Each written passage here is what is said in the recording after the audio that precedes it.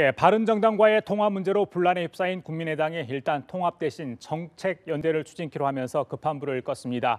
그런가 하면 자유한국당은 홍준표 대표의 친박 청산 작업을 놓고 폭풍 전야에 긴장감이 지속되고 있습니다. 한편 문재인 대통령과 노동계의 대화에 민주노총이 불참한 것을 두고 각계에서 우려의 목소리가 나오고 있습니다. 이 시간 김영주 전 더불어민주당 의원, 박민식 전 새누리당 의원 두 분 모시고 정치권 이야기들 나눠보도록 하겠습니다. 안녕하십니까? 들어주십시오.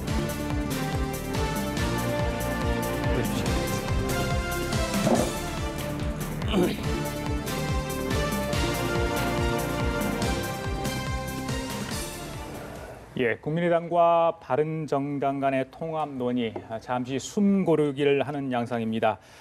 통합론을 관련해서 국민의당 내부에서 흔들리는 모습 보이자 부랴부랴 최고위원회의와 국회의원 연석회의가 열렸습니다. 오늘 대담의 첫 키워드는 아무래도 이걸로 잡아야 될 것 같습니다. 키워드 보시겠습니다. 자, 중도 통합 문제로 내부 위기로 치달았던 국민의당 일단 통합 논의를 접고 정책 연대부터 추진키로 방향을 정리를 했습니다.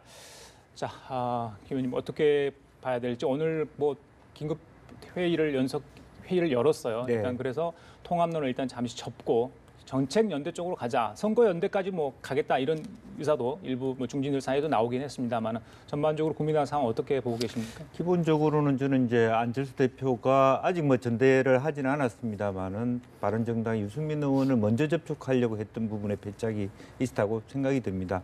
정책 연대를 하든 선거 연대를 하든 간에 내부적으로 이미 예견됐던 호남 중진 의원들의 어떤 그 심기 관리부터 먼저 논의를 하면서 그 다음에 말하자면 유승민 대표라든지 주용 대표라든지 이런 분들하고 만나서 조심스럽게 어떤 그 하나의 장기적인 의제로 가져갔어야 되는데 예. 실제로 말하자면 자유한국당과 바른정당의 통합이 좀 세게 갈 것 같으니까 우선은 좀 속도를 빨리 내기 위해서 예. 의도적으로 비밀 여론조사를 했는데 이렇게 했더니 이렇게 시너지가 있더라 이렇게 얘기했는데 이제 그런 부분들이 너무 조급하게 이루어지다 보니까 내부 반발이 빨리 왔고 더군다나 지금 지방선거를 앞두고 국민의당 내부적으로는 사실은 국민의당의 태동이 한편으로는 대통령 되기 직전에 문재인 그 대통령의 인기도가 호남에 낮았기 때문에 비롯된 부분이 있었거든요. 이제 그런 부분에서 지금 그런 부분이 안 되다 보니까 지방선거를 앞두고 사실은 국회의원은 3년 뒤가 선거라서 좀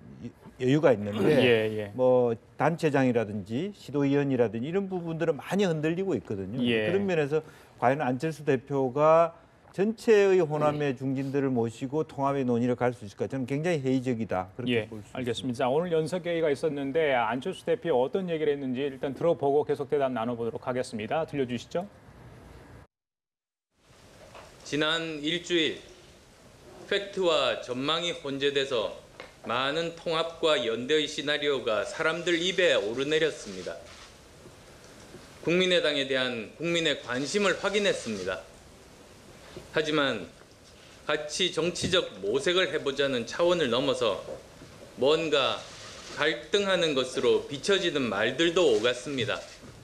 저는 국민의당이 우리의 가치와 정체성을 기반으로 중도개혁의 구심력을 형성해야 한다고 생각합니다. 우리의 가치와 정체성이 공유되는 수준에서 연대의 가능성, 연대의 수준을 결정할 것입니다. 최고위원님들과 의원님들 뜻을 모아 우리의 혁신과 승리 전략을 설계하겠습니다. 예, 안철수 대표의 얘기를 들었는데, 자, 그 안철수 대표의 어떤 이 통합과 관련한 그 전략이랄까 시나리오 좀 차질을 빚었다 이렇게 평가할 수 있겠는데 일단 체면을 구긴 셈입니다. 어떻게 보십니까? 기본적으로 우스갯소리로 또 이제 철수한 거냐 이런 이제 약간 비아냥 섞인 그런 평가도 있습니다. 그러니까 기본적으로 이 정계 개편이다 또 당 통합이다라는 것은 정치적으로는 가장 폭발력 있는 가장 큰 이슈지 않습니까? 중요하죠. 이것을 그냥 대뜸 여론조사 해가지고 그냥 통합하겠다. 누가 보더라도 당시에 바른정당의 유승민 대표 또 우리 국민의당의 안철수 대표가 이제 보수 통합의 분위기가 올라가니까 뭔가 이른바 활로 찾기 차원에서 좀 즉흥적으로 나온 것 아니냐.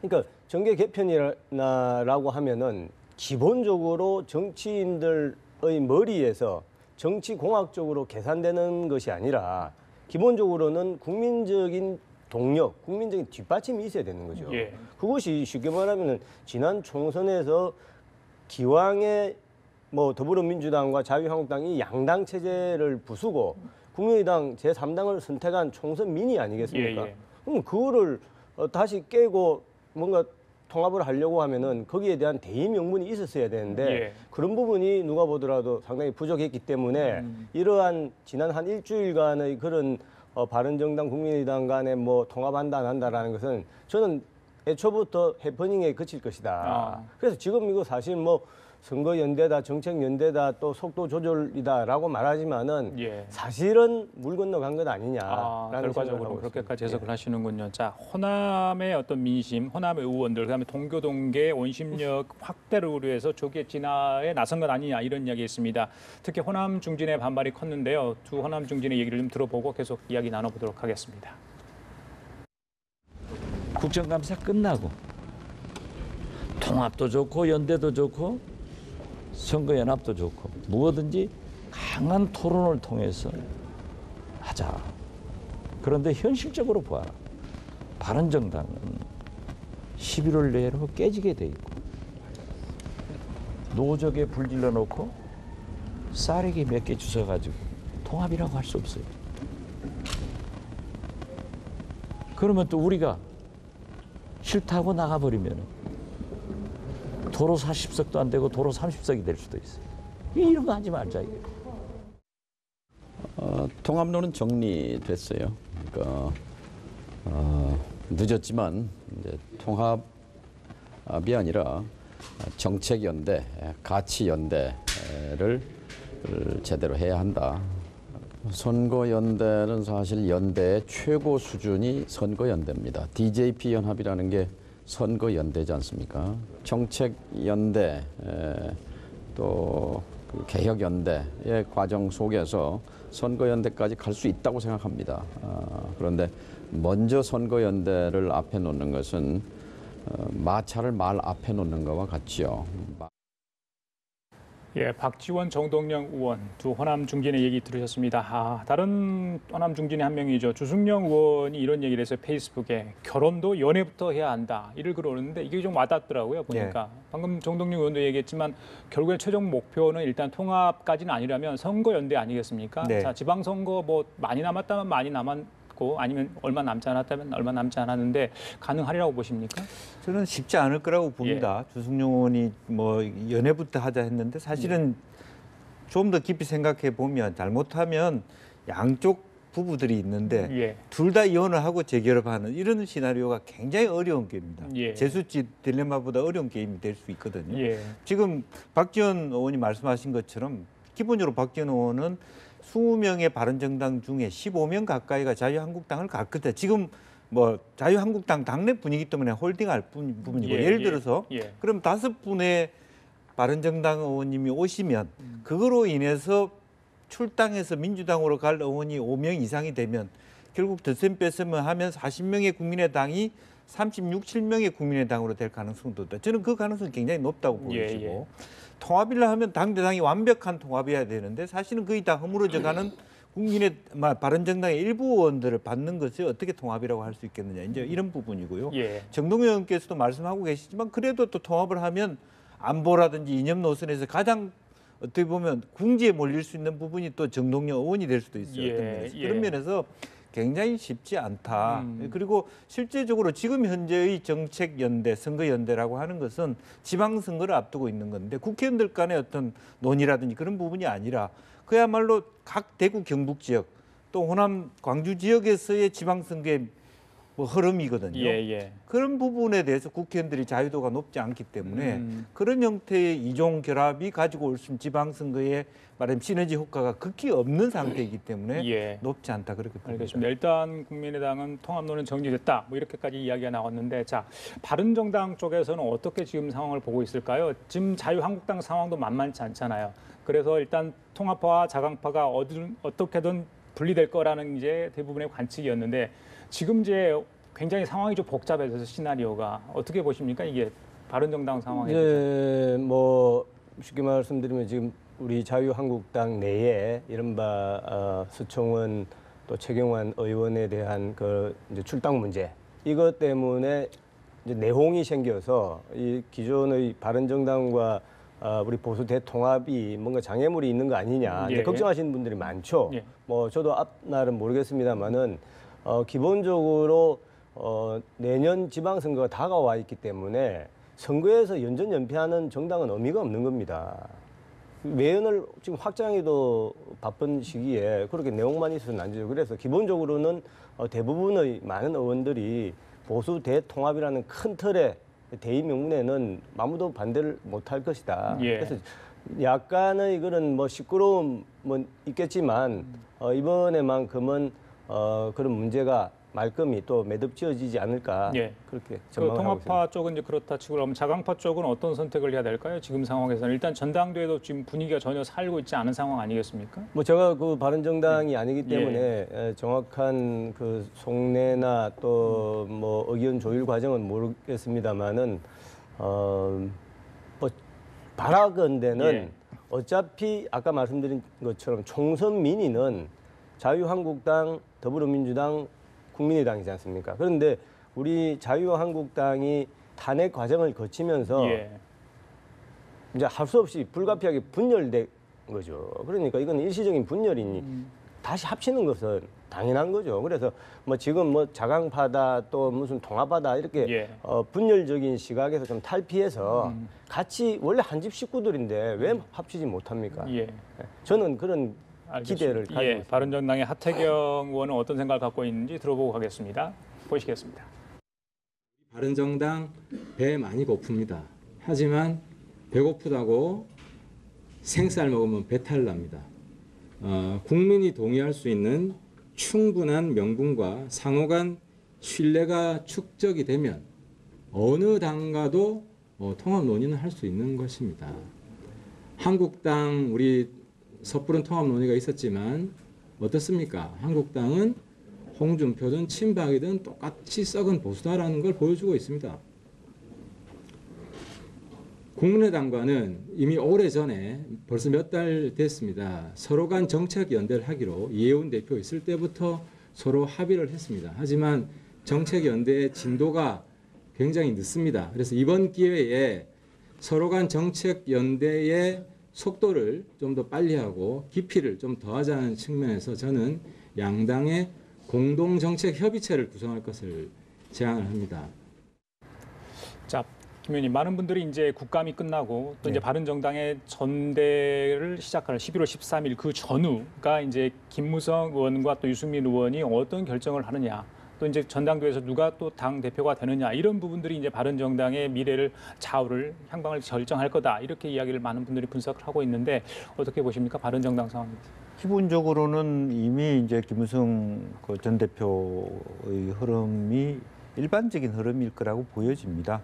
그리고 이제 방금 하태경 의원 얘기했지만 사실은 그 돌아갈 의지가 없는 몇 분의 의원들이 있고 또 유승민 의원이나 그런 분들이 한 4-5명 예. 그런 정도 있기 때문에 그런데 문제는 바른정당 의원님들이 그럼 국민의당하고 통합할 의지가 있느냐라는 질문에 대해서 거의 한두 명을 제외하고는 통합할 의지가 없다 이렇게 돼 있는 상황이 굉장히 간접적으로 오리엔테이션 지향성 자체가 자유한국당이 훨씬 더 가깝다 국민의당보다. 예. 말은 정책 연대를 얘기하고 있지만 실제적으로 목전에서 지역 구민들을 만났을 때 지역 구민이나 지역의 고문들의 요구는 예. 빨리 자유한국당과 바른정당이 어. 합쳐라는 요구에 막다들어 있다는 것을 간접적으로 표현하고 있거든요. 예. 그래 어쨌든 자기 스스로의 정치적 노림수라 자기의 능력을 가지신 분들은 스스로 남아서 예. 생존하거나 뭐 무소속으로 뛸 수 있지만 예. 그렇지 않고는 대체적으로 흐름으로 시간의 문제지 예. 자유한국당과 통합될 가능성이 있다.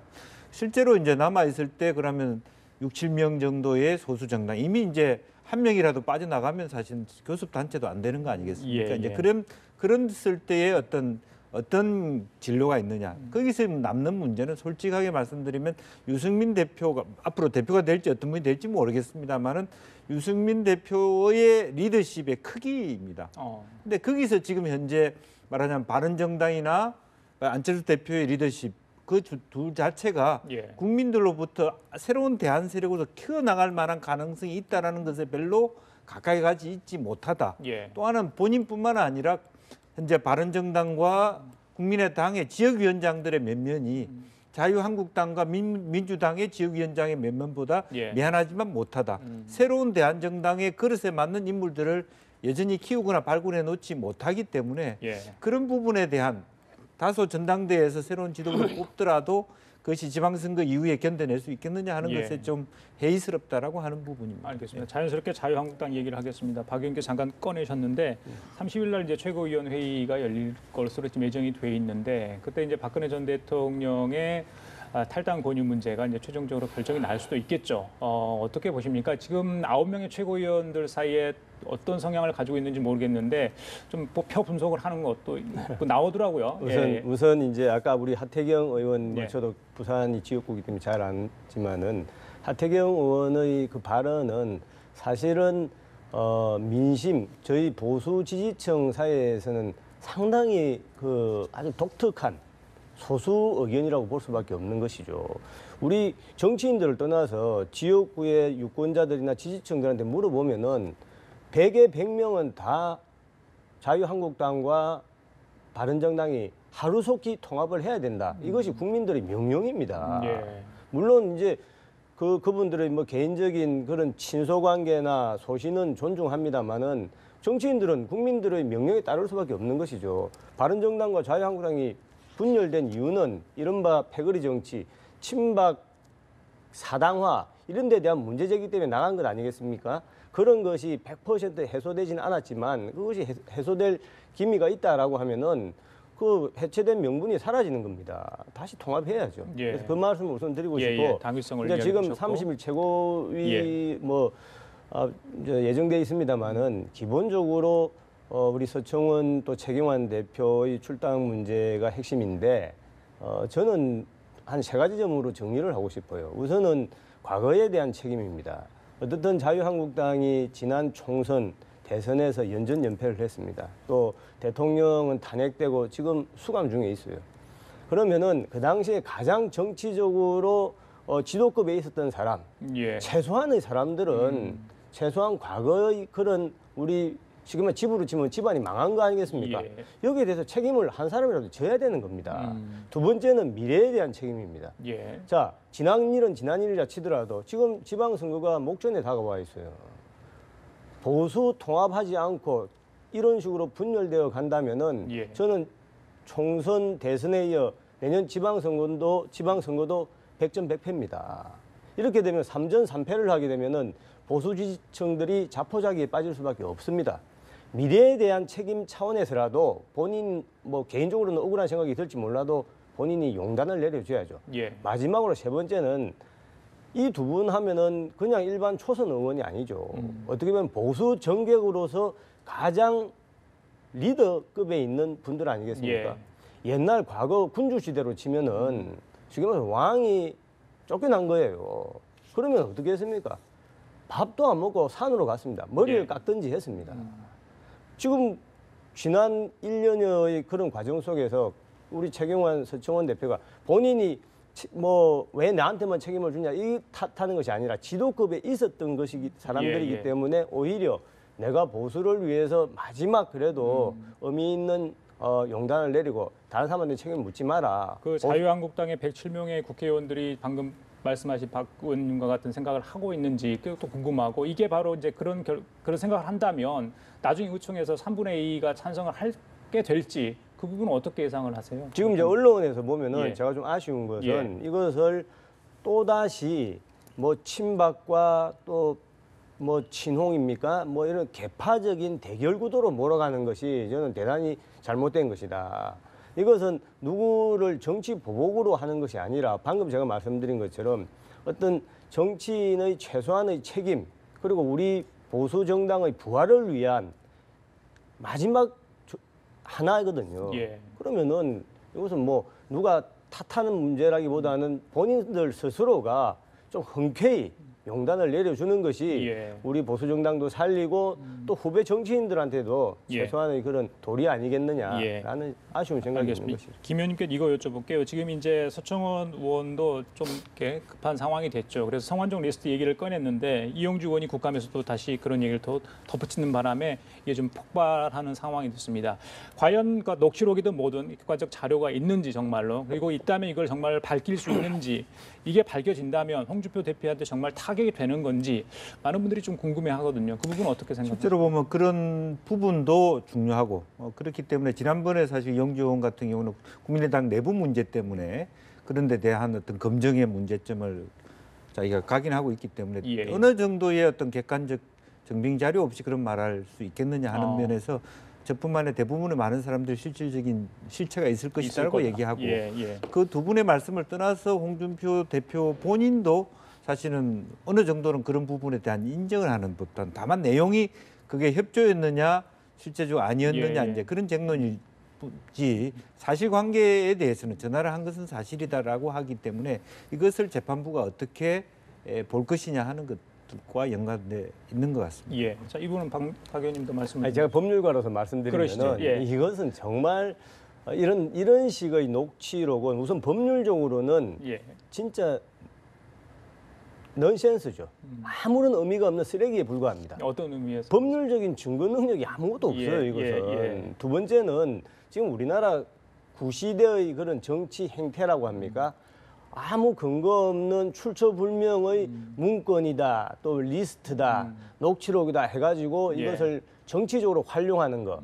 제일 우리 잘못된 정치 방식 아니겠습니까? 예. 이용주 의원이 이것이 만약 있다라고 하면 그렇게 군불 떼올 것이 아니라 내용이 뭐다. 예. 그리고 이것은 어디에서 구했다. 출처. 예. 예, 출처를 밝히는 것이 이런 혼란을 피하는 거 아니겠습니까? 예. 제가 짐작하기로는 이용주 의원이 이것을 직접적으로 지도가 안 한 것 같아요. 다른 의원들이나 이런데 이제 이용주는 초선이지 않습니까? 이런 노회한 스타일의 정치 행태에 아주 특장이 있는 분들이 가져서 자기가 나서기 좀 뭐하니까 예. 이용주 의원한테 심부름 준 거 아니냐. 예. 마지막으로 중요한 것은 홍준표 대표가 항소심에 무죄가 났지 않습니까?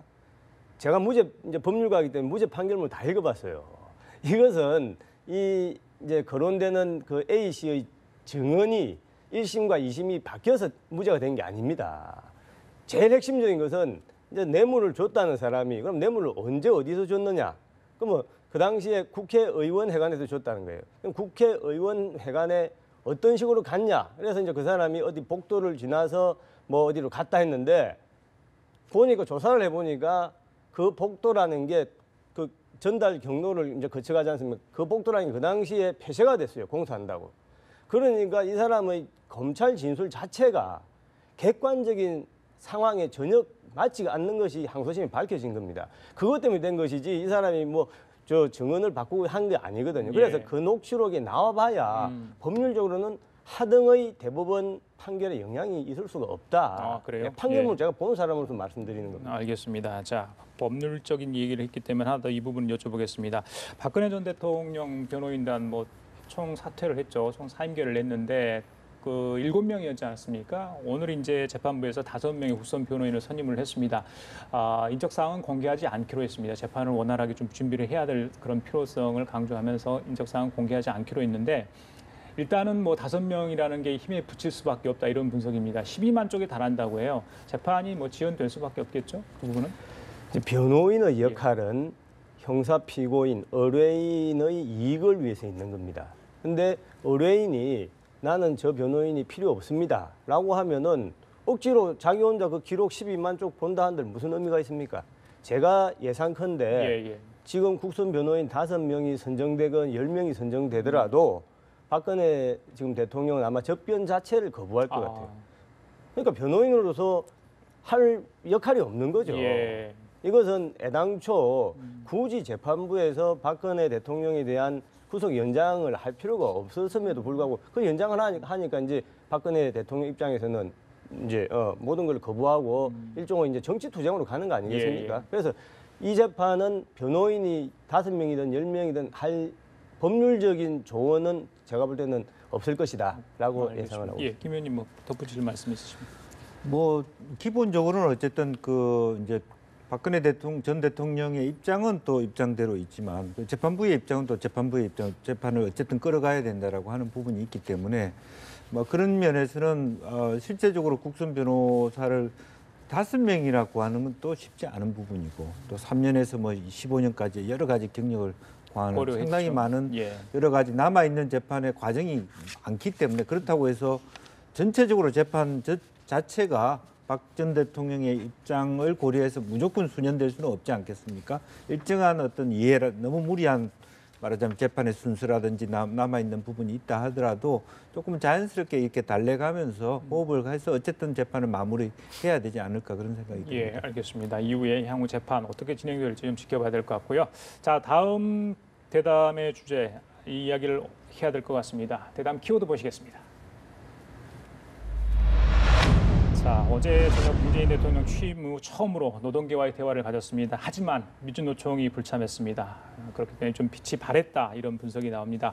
아쉽다는 내용들이 대부분인 것 같습니다. 먼저 김 의원님께서 이야기 좀 해주시죠. 어떻게 아쉽다라고 하는 건 예. 첫째는 우선 그동안에 굉장히 오랫동안 공전돼 있던 노사정위원회가 어렵사리 한국노총 김전 위원장의 참석으로 인해서 물론 조건부 참석이긴 합니다만은 또 자리를 만들었다라고 하는 또 대통령 처음에서 노동계와의 대화라고 하는 부분이 있었는데 실제로 민주노총이 어떤 그 개별 산하기관의 어떤 노조를 컨택했다, 접촉했다라고 하는 문제 그리고 금속노조와 정교조와 같은 부분은 이렇게 같이 하지 않았다. 그다음에 문서현 노사정 위원장이 배석했다. 뭐 이런 거 이유를 가지고 실제로 불참을 했습니다. 그런데 실제적으로 그렇게 자리를 다 완벽하게 갖추지 못한 데 대한 어떤 아쉬움들이 또 하나 있고요. 예. 또 어렵사리 이런 부분에 대해서 민주노총 내부에서 실제적으로 여러 가지 말하자면 이유에도 불구하고 내부 계파 간의 어떤 갈등과 혼선으로 인해서 사실 어느 정도의 그림들을 조차도 만들어주지 못했다는 예. 부분에 아쉬움이 있고 또 한상균 위원장이 그 감옥에서 실제적으로 어쨌든 본인이 실정법상의 형을 사고 있으면서도 뭐 대통령하고 직접 면담을 해달라고 하는 것은 사실 국민 일반으로 보기에는 너무 도가 지나치다 그렇게 볼 수 있기 때문에 예. 그런 면에서 한국 사회가 여러 가지 경제적 어려움들 속에서 예. 어렵사리 어떤 사회 경제적인 어떤 쟁론을 할 때 한 예. 주체로서 참석하는 것이 마땅한데 참석 자체를 거부한다는 것에 대한 아쉬움이 있다 그렇게 볼 수 있습니다. 문재인 대통령 노동 존중 이걸 굉장히 강조를 하고 있고요. 어제 이제 만찬 메뉴랄지 여러 가지에서 굉장히 애우도 배려도 많이 했던 그런 느낌을 받았습니다. 어떻게 보세요? 지금 노사정 이거 정상화 시키는 부분도 굉장히 중요한 거 아닙니까? 문재인 정부 초반에 이것도 하나 기본적으로 예. 기본적으로 문재인 정부 탄생의 1등 공신 중에 하나가 이제 뭐 정교조다 또 민노총 아니겠습니까? 이제 지금 뭐 사실 우리 사회에서 민노총만큼 그렇게 센 단체가 없죠.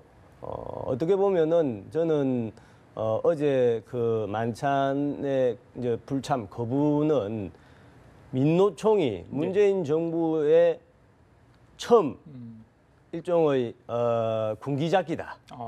우리 쉽게 말하면은 예. 앞으로 우리 말 잘 들어라. 내가 정권 출범에 우리 기여를 했기 때문에 예. 뭔가를 내놔라. 바랄 수도 있고, 예, 예. 그런 의미가 그런 있다. 그 예. 호락호락 안 따라가겠다 이런 군기잡기 측면이 있고 예, 예. 두 번째로는 방금 말씀하신 것처럼 정말 아직도 이런 그 투쟁 또는 독선 이런 문화가 우리 사회에서 민노총을 어떻게 보면은 이렇게 대화 자체를 뭐 자유한국당 쪽 사람들은 말할 것도 없지만은 대통령 문재인 정부 어떻게 보면 정치적으로 동지라고 적인 관계지 않습니까? 그쪽도 이렇게 배격하는 거 보면 조금 참 안타까운 생각이 많이 들죠. 알겠습니다. 이후에 다시 그런 자리가 마련될지 모르겠습니다. 국민들이 어떤 생각을 하게 될지 노동계도 좀 반성할 뿐 있으면 반성하면 좋겠다 이런 생각을 해보고요. 다음 질문 이거 좀 드려볼게요. 김인호 무역협회장이 임기가 이제 한 4개월 정도 남았는데 정부 측으로부터 소위 말해서 사퇴 압박을 받았다. 그런 메시지를 받았다. 이런 진술을 하는 바람에 좀 파문이 일고 있습니다. 실제 청와대와 산업부 쪽에서는 관련 부처죠. 금시초문이다 이런 주장인데 이게 정말 됐다면 좀 문제가 있는 거 아닌가 싶습니다. 그렇습니다. 이제 사실관계를 좀 따져볼 필요가 있겠습니다. 심리적인 압박을 받은 것인지 실질적인 누구로부터 사임하시오라고 얘기를 들은 것인지 그건 사실 좀 다릅니다. 왜냐하면 김민호 무역협회장께서 현 정부를 보는 시각이 굉장히 어떤 그 차별화돼서 보고 있거든요. 실질적으로 말하자면 소득 주도 성장이라든지 이런 현 정부의 정책 기조에 대해서 과연 이게 시장 친화적이냐 하는 데 대한 브레이크를 걸어온 부분이 있었기 때문에 개인의 어떤 소신도 다소 들어와 있고 그러다 보니까 본인 스스로가 심적 압박을 받을 수도 있겠다는 생각이 들어요. 그래서 뭐 이렇게 인기가 많이 남지 않았기 때문에 오히려 또 뭐 먼저 내가 오히려 뭐 이 정부하고 못한다는 것을 신호탄을 보내는 것이 더 말하자면 나다운 선택이다 이렇게 표현할 수도 있겠습니다. 그런데 이것은 뭐 여러 가지 정치적 쟁론이 있습니다만 또 제가 뭐 깊이 있게 사실관계를 모르는 상태에서 또 가타부타 얘기하기는 좀 적절하지 않은 부분이 있는 것 같습니다. 알겠습니다. 자, 한국당에서는 대선 보훈 인사 챙기기가 본격화됐기 때문에 이런 신호를 보낸 거 아니냐 뭐 이런 비판도 하던데 어떻게 보세요? 뭐 이것은 문재인 정부만 탓할 것은 아니고 과거에 뭐 참여정부다 또 박근혜 정부다 이명박 정부다 제가 볼 때는 정도의 차이지 다 있었다고 봅니다. 정권을 이제 얻으면 미국에서는 뭐 어떻게 보면 당연한 거죠. 이제 이번 김인호 무역협회장 케이스는 그럼에도 불구하고 이 단체는 그냥 공공기관이 아니라 비영리 민법상의 비영리 사단법인이에요. 민간 단체예요. 민간 단체에 정부에서 이제 뭔가 무언의 압력을 좀 준 것 같은데 이것은 뭐 공공기관이라고 하면은 모르겠습니다만은 이것은 너무 지나친 것 아니냐. 나중에 이제 김인호 저분이 사퇴하고 난 뒤에 도대체 정부 쪽에 어떤 인사로부터 어떤 메시지를 받았느냐 밝히겠죠. 알겠습니다. 자, 그리고 하나 좀 비슷한 이야기도 드리겠습니다. 공공기관장 인사 지금 많이 비어 있어요. 한 50여 곳의 공공기관장 인사 기관장 자리가 비어 있는데 더불어민주당이 이 부국장급 이상 사무처 당직자 또 20대 총선거의 비례대표 순위자들 있지 않습니까? 그분들에게 이제 문자 메시지를 보냈다고 합니다. 산하기관으로 갈 의향 있는 분들은 내일 날 12시까지 회신을 바란다. 이 총무조정국이라는 곳에서 보냈다고 하는데 자, 낙하산 인사 공공기관 이거 지양해야 된다. 항상 비판의 대상이 아니었겠습니까? 근데 실제 이게 이루어졌고 거기 이루어졌던 건 인정을 했어요. 어떻게 봐야 됩니까, 이건? 과거에 지금 여당 분들이 어떻게 보면 입만 열면은 이거 뭐 표를 만들어서 엄청 공격을 했습니다. 지금 아직도 문재인 정부 들어온 지 지금 몇 달이 지났음에도 불구하고 인선을 못한 곳이 수십 곳이지 않습니까? 그건 뭘 말하냐면은 지금 그 자리를 놓고 캠프에서 선거 대선 때 공을 세운 사람들끼리 지금 이전 투구를 벌이고 있는 겁니다. 눈에 뻔한 겁니다. 그거는. 그것은 뭐냐면은 이런 공적인 어떤 자리를 뭔가 국민 민복을 위해서 봉사하는 자리라고 생각하는 것이 아니라 이것은 내가 전쟁에서 이겼으니까 내가 가져야 될 어떤 이권이다, 전리품이다라고 생각하는 것밖에 안 되는 거죠. 그렇게 생각하는 분들이 그 공공기관의 수장이 되었을 때 그 공공기관의 운영이 그 설립 목적에 맞게 이루어질 것인지 아니면 자기 개인의 어떤 사적인 이익에 봉사하는 기관으로 전락할 것인지는 뻔하지 않겠습니까? 좀 답답하죠. 아무리 전문성을 갖고 있다 하더라도 이런 식의 상황은 아닌 것 같거든요. 어떻게 보십니까? 저는 이제 조금 더 우리가 앞으로 뭐 여야를 벗어나서 인사 시스템에 대한 좀 더 공개적인 인사 시스템을 가질 필요가 있겠다. 저는 오히려 공개적인 인사 시스템, 신뢰의 인사 시스템을 갖춘다 그러면 이 과정을 어떻게 이해될 수 있냐면 사람을 이렇게 여러 가지 정보를 모으는 과정에 있다. 이런저런 뭐 어플라이를 할 수 있고 실제적으로 뭐 당직자도 있을 수 있고 일반 그 전문성을 가진 분들도 지원하라 하는 식의 말하는 그런 프로세스를 가져갈 필요가 있다. 그런데 다른 사람은 모르는데 민주당의 당기자끼리만 주고받았다. 그런 문제가 되는 거죠, 사실은. 그래서 차제에 이런 식으로 하면 정말 말하자면 궁핍한 변명을 하기보다는 공공적으로 앞으로 이런 기관에 50개면 50개 기관의 기관장을 뽑을 테니까 누구든지 간에 지원하라. 이렇게 얘기를 해서 이런 과정과 절차들을 공식적으로 하는 소위 어떤 미국이라든지 그런 어떤 그 사례라든지 좀 깊이 봐서 기본적인 어떤 공공 인사에 들어가고 싶은 사람은 자기 스스로가 자기 어떤 뭐 검사지라든지 어떤 기본 검사를 스스로 받게 해서 예. 인사풀제를 만들어가면서 뭐 그야말로 그렇게 된다면 설령 예. 뭐 그전에 당직자가 됐든 비례대표가 됐든 뭐 박사가 됐든 뭐 그런 부분은 국민이 보았더라도 별 문제가 없을 수 있지 않느냐 이제 그렇게 알겠습니다. 봐야 될 것 같습니다. 낙하산 인사가 가져온 폐악이 굉장히 많았었는데 방망 경영, 비리 경영 때문에 지금도 뭐 더 많이 오르고 있는 상황 아니겠습니까? 국감에서 이번에 좀 잘 좀 이것도 정리가 됐으면 좋겠다 이런 생각을 해봅니다. 지금까지 김영주 전 더불어민주당 의원, 박민석 전 새누리당 의원이었습니다. 두 분 감사합니다.